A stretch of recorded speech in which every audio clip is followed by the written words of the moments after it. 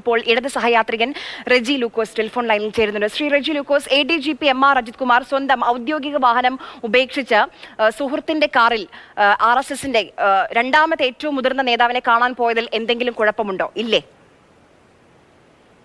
അല്ല, അത് അനുചിതമാണെന്നുള്ള കാര്യത്തിൽ യാതൊരു തർക്കമല്ല. പക്ഷേ എനിക്ക് തോന്നുന്നു അദ്ദേഹം കേന്ദ്ര കേഡറിലുള്ള ഒരു ഉദ്യോഗസ്ഥനാണ്, IPC ഉദ്യോഗസ്ഥൻ എന്ന് പറയുന്നത്. അപ്പം കേന്ദ്ര സർക്കാരിന്റെ ഡെപ്യൂട്ടേഷനിലേക്ക് പോകാനായിട്ടുള്ള എന്തെങ്കിലും അഡ്ജസ്റ്റ്മെന്റ് വേണ്ടി പോയതായിരിക്കും എന്നാണ് പ്രതീക്ഷിക്കുന്നത്. നമുക്കിതിനറിയാം, UDFന്റെ കാലത്ത് ജേക്കബ് തോമസ് അതുപോലെ സെൻകുമാറിനെ പോലുള്ളവർ എടുത്ത നിലപാടുകൾ വളരെ വ്യക്തമാക്കി. അവർക്ക് RSSുമായിട്ട് ഡയറക്റ്റ് ബന്ധമുണ്ടെന്നുള്ളത് അവർ പദവിയിൽ നിന്ന് പോകുന്നതിന് ശേഷം 25 വർഷമായിട്ട് തന്നെ RSSുമായിട്ട് തനിക്ക് അടുത്ത ബന്ധമുണ്ടെന്ന് പറഞ്ഞ ആളാണ് ജേക്കബ് തോമസ് എന്ന് പറയുന്നയാള്. അപ്പൊ അതുപോലെ തന്നെയാണ് സെൻകുമാറിന്റെ നിലപാടുകൾ. ഇന്നിപ്പോ സെൻകുമാർ RSSന്റെ BJPയുടെ ഒരു വ്യക്തമായിട്ട് തന്നെ ചാനലുകളിൽ പോലും പ്രത്യക്ഷപ്പെടുന്നുണ്ട്. അപ്പൊ അതുകൊണ്ട് ഇദ്ദേഹവും ഒരുപക്ഷെ കേന്ദ്ര സർക്കാരിന്റെ കീഴിലേക്ക് എന്തിനാണ് ഇപ്പോൾ സസ്പെൻഡ് ചെയ്തിരിക്കുന്നത്? സുജിദാസിനെതിരെ ഉയർന്ന ആരോപണം എന്താണ്? PV അൻവർ MLA യോട് അദ്ദേഹം പറഞ്ഞ കാര്യങ്ങൾ താങ്കൾക്ക് വിധേയപ്പെട്ട് നിൽക്കാമെന്ന് പറഞ്ഞതിനല്ലേ സസ്പെൻഷൻ?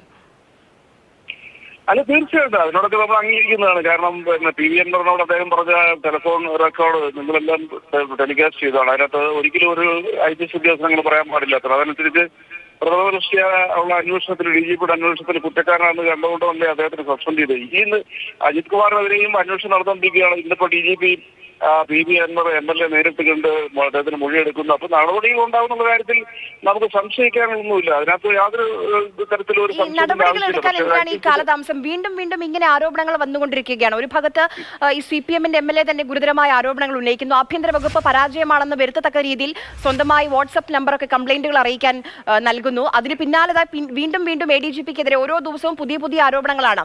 ഈ പ്രതിപക്ഷം പറയുന്ന കാര്യങ്ങളൊക്കെ ശരിയായിക്കൊണ്ടിരിക്കുകയാണ്. RSS CPM ഡീലാണ്, അതിന് ADGP ഇടനിലക്കാരനായി നിന്നു എന്ന് പറയുമ്പോൾ മറുപടി പറയാൻ കഴിയാത്ത സ്ഥിതിയിലേക്ക് പാർട്ടി പോവുകയല്ലേ? അല്ലെങ്കിൽ എന്തിനാ ഈ കൂടിക്കാഴ്ച? മുഖ്യമന്ത്രി അറിഞ്ഞിരുന്നോ? അറിഞ്ഞില്ലെങ്കിൽ എന്തുകൊണ്ട് അറിഞ്ഞില്ല? ചോദ്യങ്ങളില്ലേ അവിടെ, ശ്രീ റെജി ലൂക്കോസ്? അല്ല, നിങ്ങളുടെ ചോദ്യം ന്യായമാണ്. പ്രതിപക്ഷം BJP RSSുമായിട്ട് ഡയറക്റ്റ് ആക്സസ് ഉണ്ടെന്നുള്ളത് കേരളത്തിൽ എല്ലാവർക്കും അറിയാം. ബഹുമാനപ്പെട്ട പ്രതിപക്ഷ നേതാവ് തന്നെ ഗോൾവാൾക്കർ ചിത്രത്തിൽ ദൈവം തെളിച്ച് അദ്ദേഹത്തെ കുറിച്ച് സംസാരിച്ചിട്ട് അദ്ദേഹം MLA ആയിരിക്കുന്നത്. അപ്പൊ അതിനെക്കുറിച്ച് അവർക്ക് പറയാൻ യോഗ്യതയൊന്നുമില്ല. ADGP അജിത് കുമാറിനെ സംബന്ധിച്ചോളം ഞാനത് സ്വാഭാവികമായിട്ട് നമുക്ക് ചിന്തിക്കാവുന്നതാണ്. അത് കേന്ദ്ര കേഡറിലേക്ക് പോകാനായിട്ടുള്ള അദ്ദേഹത്തിന്റെ ആഗ്രഹത്തിന് വേണ്ടിയിട്ടായിരിക്കും ദത്താത്രേയ അദ്ദേഹത്തിന്റെ സുഹൃത്തിനൊപ്പം പോയി സ്വകാര്യ വാഹനത്തിൽ പോയി കണ്ടതെന്നുള്ള കാര്യത്തിൽ നിസ്തർക്കമാണ്. അതിനെ പ്രതിപക്ഷത്തിന്റെ ആരോപണത്തിലൊന്നും ആ രീതിയിലൊന്നും നമുക്ക് കാണാൻ പറ്റത്തില്ല. പക്ഷെ ഒരു കാര്യം ഉറപ്പാണ്, ഞാൻ നിങ്ങളുടെ ചോദ്യത്തിനോട് ഞാനും അനുകൂലമായിട്ട് പ്രതികരിക്കുകയാണ്.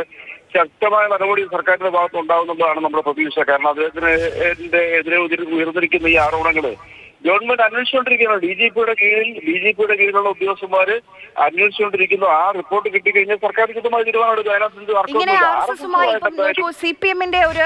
CPM സ്വീകരിക്കുന്ന ഒരു നയമുണ്ട്. അത് സംഘപരിവാറിനെതിരെയാണ്, RSSനെതിരെയാണ്, ഏറ്റവും മുന്നിൽ നിന്ന് പോരാടുകയാണ്. അപ്പോൾ ഇങ്ങനെ RSSുമായി അടുത്തു ചേർന്ന് നിൽക്കുന്ന ഒരു വ്യക്തി വേണോ സംസ്ഥാനത്തിന്റെ ക്രമസമാധാന ചുമതല കൈകാര്യം ചെയ്യാൻ? അല്ല, തീർച്ചയായിട്ടും അത് അന്വേഷണത്തിൽ അത് വസ്തുതകൾ തെളിയുകയാണെന്നുണ്ടെങ്കിൽ സർക്കാർ നടപടിയിലേക്ക് പോകുന്ന കാര്യത്തിൽ സംശയിക്കുന്നത്. നിങ്ങൾ ആ കാര്യത്തിൽ ഒരിക്കലും പ്രശ്നമിക്കേണ്ട.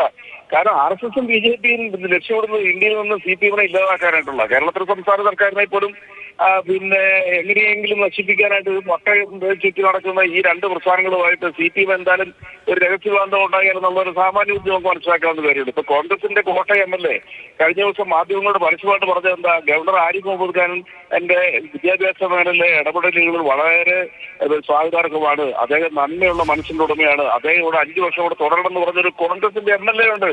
അപ്പൊ അവരുടെ ബാന്ധവം കേരളത്തിലെ ഏതെങ്കിലും ഒരു പൊതുസമൂഹം കേരളത്തിൽപ്പെട്ട ഏതെങ്കിലും ഒരു വ്യക്തി കാവ്യവൽക്കരണത്തിന് നമ്മുടെ യൂണിവേഴ്സിറ്റിയുടെ ആക്കുന്നതിന് വേണ്ടിയിട്ടുള്ള ശ്രമങ്ങൾ നടത്തിയ ഹീനമായ ശ്രമങ്ങൾ നടത്തിയ ആരിഫ് മുഹമ്മദ് ഖാൻ അംഗീകരിക്കും? അദ്ദേഹത്തിന് കേരളത്തിൽ അംഗീകരിക്കാൻ പറ്റുമോ? അപ്പൊ അദ്ദേഹത്തിന് പിന്തുണച്ചുകൊണ്ടൊരു കോൺഗ്രസ്സുകാർ BJPക്കാർ പോലും അദ്ദേഹം തുടരണമെന്ന് പരസ്യമായിട്ട് ആവശ്യപ്പെട്ടിട്ടില്ല. നിങ്ങൾ ശ്രദ്ധിക്കേണ്ട വസ്തുത കേരളത്തിലെ ശ്രീ റെജി ലൂക്കോസ്, അദ്ദേഹം തിരുവഞ്ചൂരിന്റെ കാര്യം പറഞ്ഞു. ഗവർണറായി ആരിഫ് മുഹമ്മദ് ഖാൻ തുടരണമെന്ന് തിരുവഞ്ചൂർ പറഞ്ഞു, ആവർത്തിച്ച് പറയുകയും ചെയ്തു. പക്ഷേ ആ തീരുമാനം എടുക്കേണ്ടത് എന്തായാലും തിരുവഞ്ചൂരല്ല. പക്ഷേ സംസ്ഥാനത്തിന്റെ ക്രമസമാധാന ചുമതലയുള്ള ADGP-ആയി MR അജിത് കുമാർ തുടരണോ എന്ന കാര്യം തീരുമാനിക്കേണ്ടത് മുഖ്യമന്ത്രി പിണറായി വിജയൻ തന്നെയാണ്.